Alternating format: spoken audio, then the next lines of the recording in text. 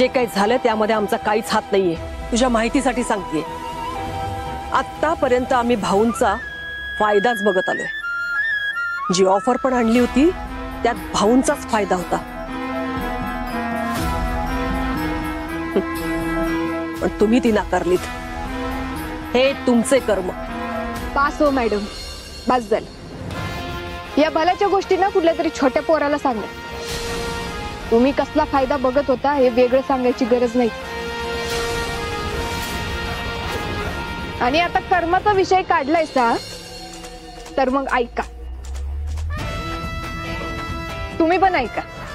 ज्या कोणी हे कुकर्म केलंय ना त्याला त्याच्या कर्माची फळं मी भोगायला लावणार।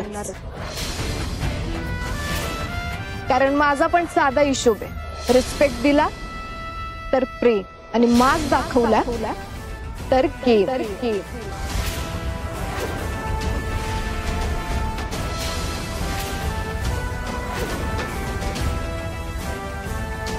कळलं?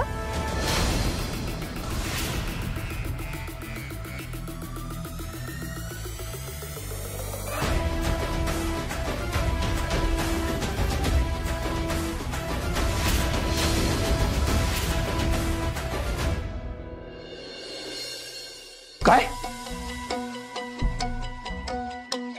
रे, दारू पिऊन आला नाहीस ना तू? चांगला शुद्धीतच आहे मी।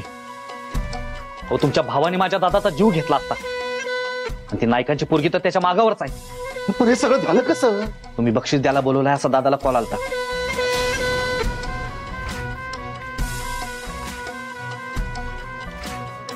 आता तुमचाच माणूस आहे म्हटल्यावर दादा पोचला त्या ठिकाणी। बघतोय तर काय, तिथेच सावी।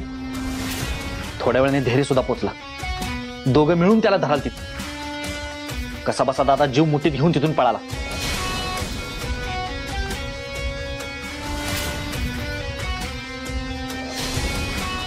पण मला हे कळत नाही, हे सगळं आम्ही केलं हे त्यांना कळालं कसं काय?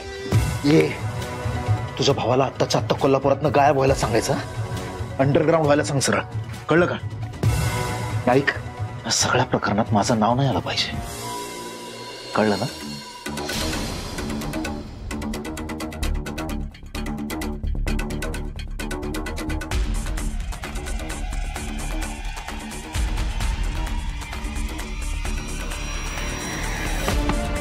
काय होत नाही, बघू पुढचं पुढं काय करायचं ते।